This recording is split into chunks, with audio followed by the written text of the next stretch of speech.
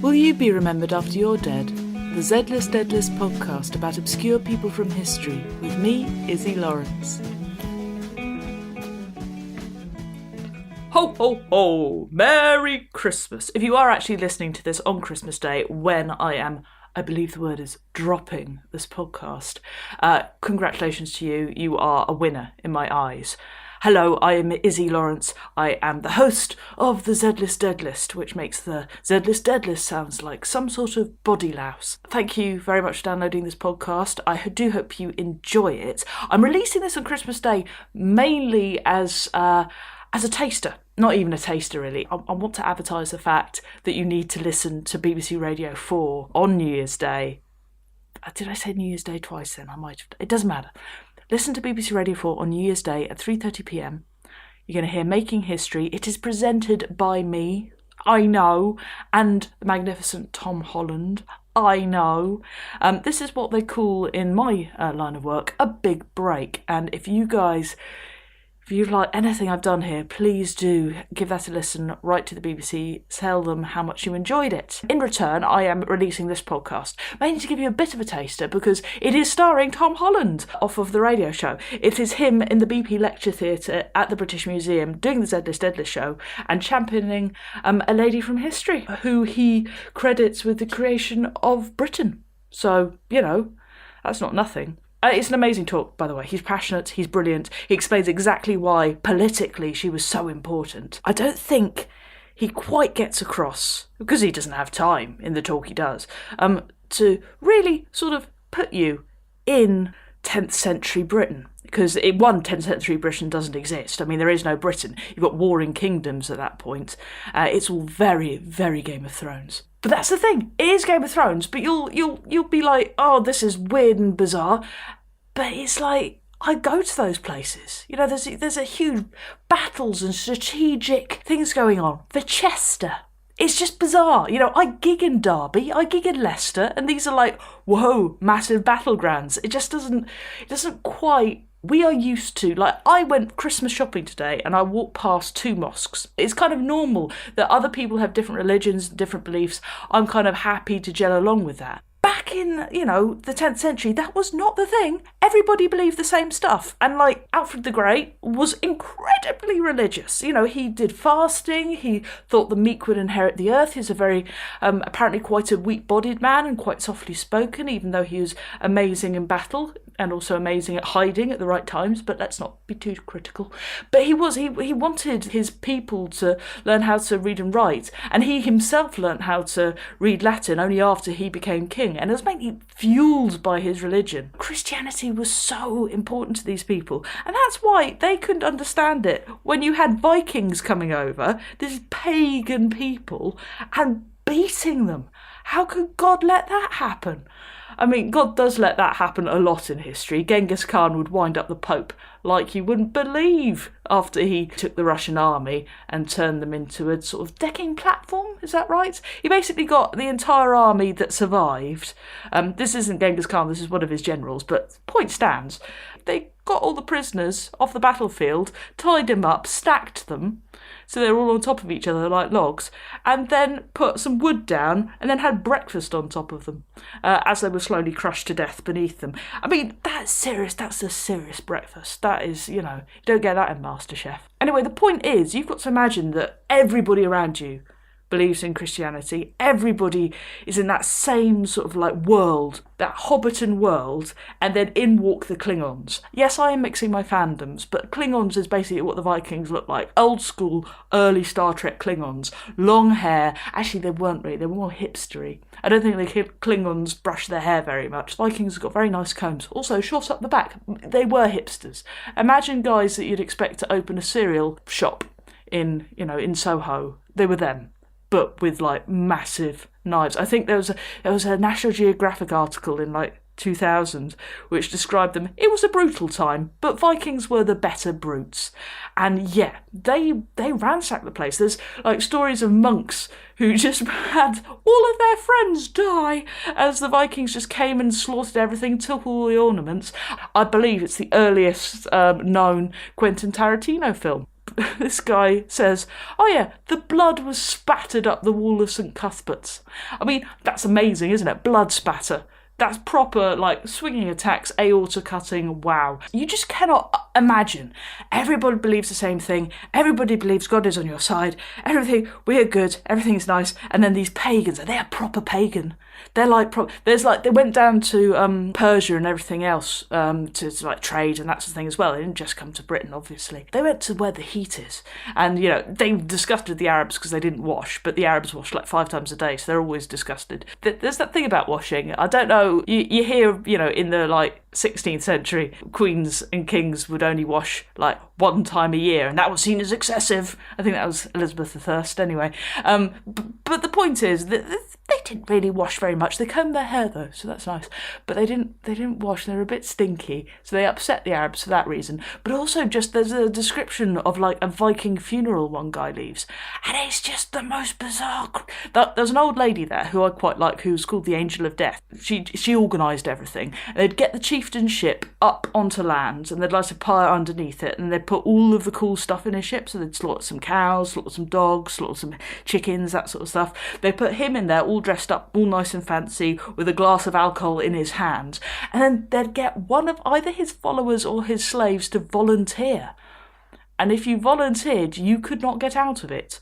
And what happens was, in the case that this guy witnesses, this woman volunteers. After singing a song, she goes from tent to tent, so presumably at least 2 tents, probably more, and has sex with the occupants. As you do. It gets a bit Pornhub, this. She has sex with the occupants, and then she comes out that tent. She gets lifted over a door, where she sort of says, hey, I can see my master in heaven, and it's all like green and lovely. Be Valhalla, wouldn't it? But, I can see this, and take me to him. And then the Angel of Death would lead her onto the ship with the man who's had a tent placed round him, the dead body and everything else. And then 6 men go into that tent and all have sex with her, and then she's killed. Now, I don't think that'd even make Pornhub. I think that would get banned. I mean, that's serious. That's a lot of sex, by the way. I think lots of women at the moment are wincing. Anyway, point is, if you're a Christian goody two-shoes who's just been like, oh no, I must be pious and I must, be good to my wife, or even if you're a monk and you're like, I've abstained from sex because I want to be closer to God, and then all these Vikings come along just like, we will have sex with everything. It's a different time. It is very Game of Thrones. It's just blooming round the corner from where I live. Winchester's not far. Enjoy this talk. It is by Tom Holland. He will explain to you exactly why Ethelflad is so important, and you're going to love it. I feel terrible about this because you've warmed the audience up beautifully. You've got them in a lather of hilarity. They're ready to have fun. And I have come here under false pretenses, I'm afraid. I'm going to be about as funny as a bucket of sick. Because Izzy asked me to do this, and she said, you can talk about anyone you want, and you have to be funny. And I discounted the you have to be funny bit, because there is one person I have always wanted to talk about at the British Museum, and I did not want to lose the opportunity. The person I want to talk about is absolutely not a Z-lister. She is an A-lister. I genuinely think that she should have a national day of celebration. I think she should be on a banknote. I think that we should pull down the statue of Boadicea outside the House of Parliament and shove a great big statue of her up. She is Athelflad. Hands up, who's heard of Athelflad? A good, sizable number. I so love the British Museum Friends. Athelflad has been my heroine since childhood. I grew up in a village outside Salisbury. The nearest town was a kind of market town called Wilton. And as you drove into Wilton, there was a sign, and it would say, welcome to Wilton, former capital of England. And I was kind of 6 or 7. I'd been to London by this point. And I had my suspicion that Wilton and London... I suspected that whoever had painted that sign was telling a fib. But I was my interest was sufficiently piqued to explore and try and find out why why this could possibly have been said, in what possible way Wilton could have cast itself as the capital of England. And it turned out that it had been the county town of Wiltshire, which lay at the heart of Wessex, the kingdom which provided the nucleus for what would go on to become the Kingdom of England. And so in that sense, Wilton had been significant. It had been the place where a nunnery had been set up in the 9th and then into the 10th century. And Alfred the Great had endowed it. Alfred's son Edward, who advanced the power of Wessex up to the Humber and the Mersey. He had installed 2 of his sisters there. You know, any people here with troublesome sisters, excellent policy to you might care to adopt. And Edward's son Athelstan, who went on to conquer what would become England, and Athelstan ranks as the first king of England, really, he also had endowed it. So as a local boy, I became very interested in these kings, but I discovered that there was a 4th person, that if Alfred, Edward, and Athelstan ranked as the founding fathers of England, then there was also a founding mother, and this was it. And you can now see how absolutely I'm not getting into the spirit of this evening, because I'm going to produce a map. But I don't care. I don't care. This is the British Museum, and when I come to the British Museum and I give a talk, I get a map. So the point of this is, Wessex in the south, Alfred, it's the only kingdom that survives the Vikings. Alfred fights the Vikings off. He signs a peace treaty. By the terms of that treaty, the Vikings agree to keep out of Wessex, and they agree to divide the kingdom that lies to the north, Mercia, what we'd now call the Midlands. And a little bit like Vichy, it's divided in 2. The Vikings get that side, what would subsequently be called the Danelaw. The western half comes under the rule of the House of Wessex. But there's a problem. Wessex, as its name implies, the West Saxons, they are Saxons. The Mercians are Anglians, and they belong to a different kingdom. So how is Alfred to exercise his rule over this half of Mercia that he's got? He doesn't want anyone else to rule it, but he can't muscle in because that will offend the Mercians. So what he does, 2 things he does. First of all, he comes up with an interesting new description of his royal title. Alfred calls himself Rex Anglo-Saxonum, king of the Anglo-Saxons. King of Mercia and Wessex is basically what it means. So that's where the word Anglo-Saxon comes from. The second thing he does is to take his eldest child, his eldest daughter, Athelflaed, and marry her to a chap called Athelred, who is not the unready, he's much later. Athelred is the most powerful nobleman in Mercia, and he has a kind of ambivalent title. He is called the Lord of the Mercians. He's halfway between a nobleman and a king. And he marries Athelflaed, and Athelflaed, as Alfred's daughter, is there as a statement of Wessex's engagement. But Athelflaed is much older, so it's a kind of Hollywood marriage. Athelred is much older than Athelflaed, and he is worn out by war, he is sick, and he ends up dying in 9/11. And Athelflaed, it happens to us all. And so Athelflaed then takes over. Athelred was Lord of the Mercians. Athelflaed becomes Lady of the Mercians.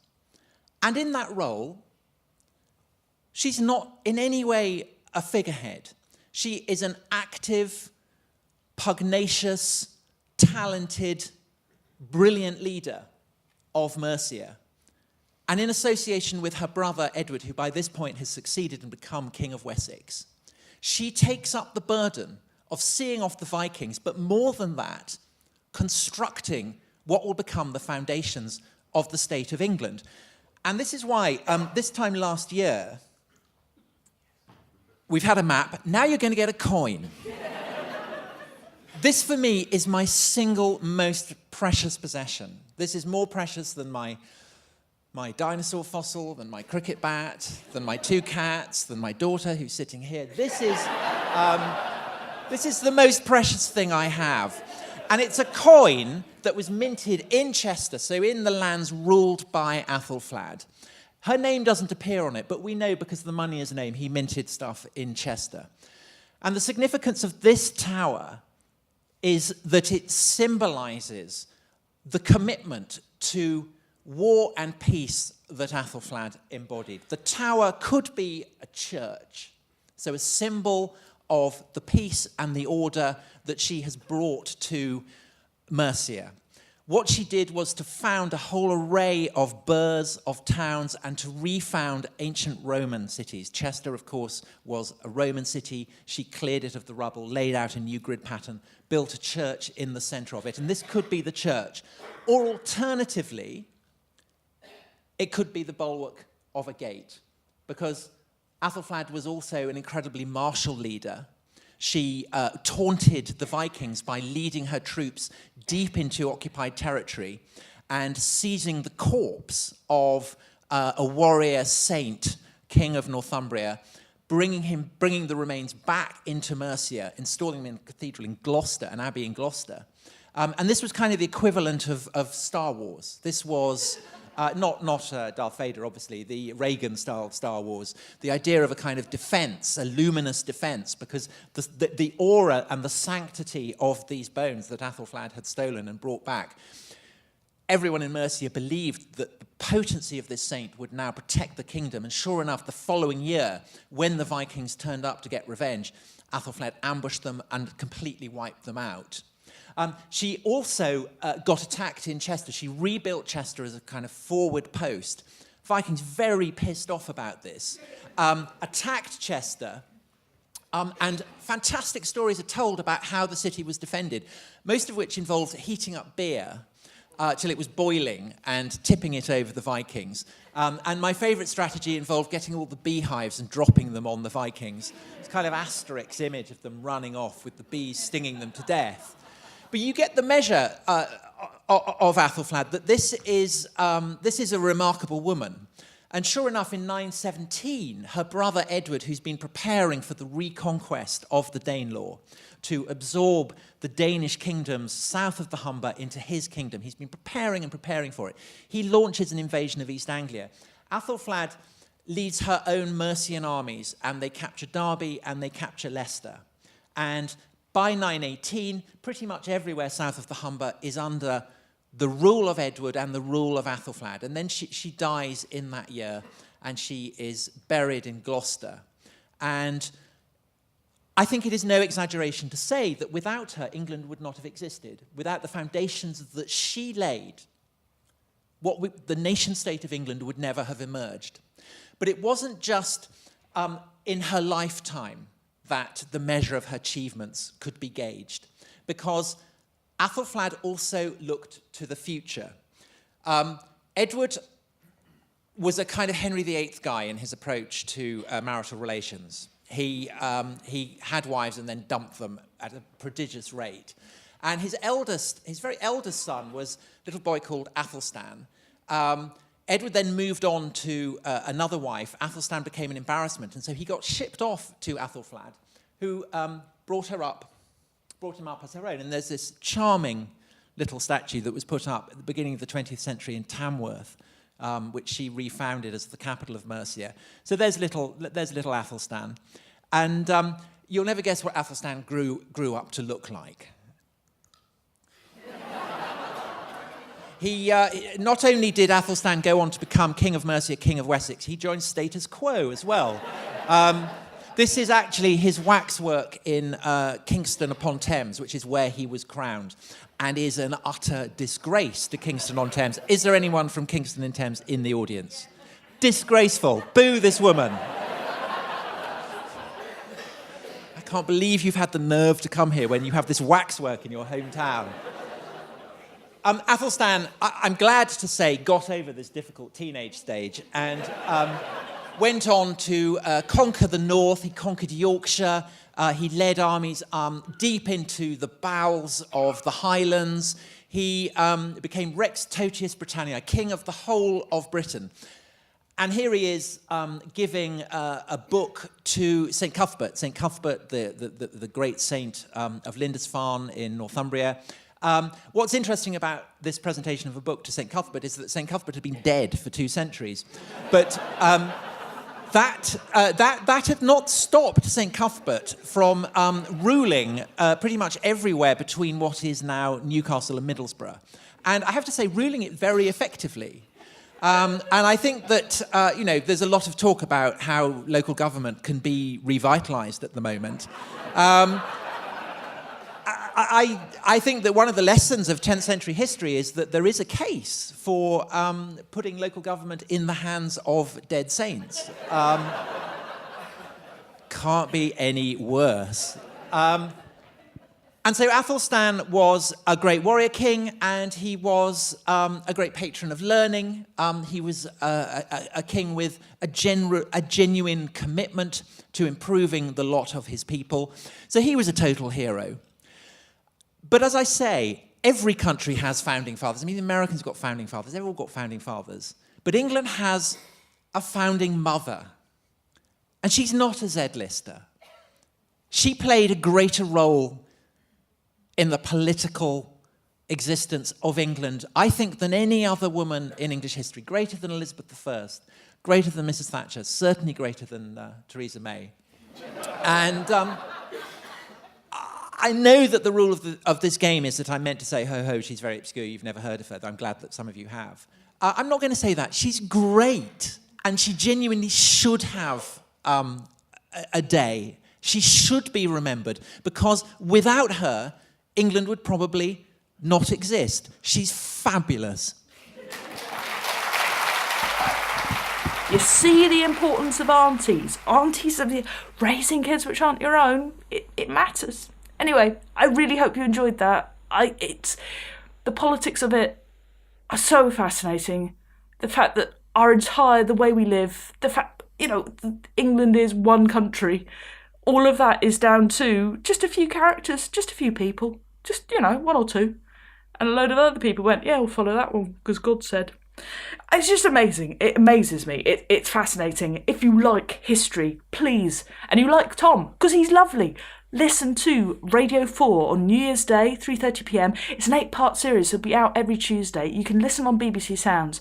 And if you would do me the massive favour and the honour of just writing to the BBC or writing reviews where you can for the show, here's basic. I'm going to have quite a few people going, but this is slightly different to before. I don't know if I like it. So if you guys can go, this is slightly different to before, I do like it. That'd be really nice. If you don't like it, for goodness sake, don't lie. But if you do, you'd be doing me a massive favour doing that. Anyway, thank you very much. Have a very merry Christmas and happy New Year and all the rest of it. I will see you soon. You've been listening to the Z-List Deadlist podcast with me, Izzy Lawrence. To find out more, please visit izzy.com, that is ISZI.com. To support the show, share this episode with your friends, online and in person. Why not? Just say, yeah, click that button. Also, leave us a review on iTunes or whatever you're listening to this on. It does make a huge difference and helps other audience find us. You can also support the show by donating on izzy.com via PayPal. Thank you very much to all of those who do that. You are heroes. Heroes, thank you very much. You're awesome.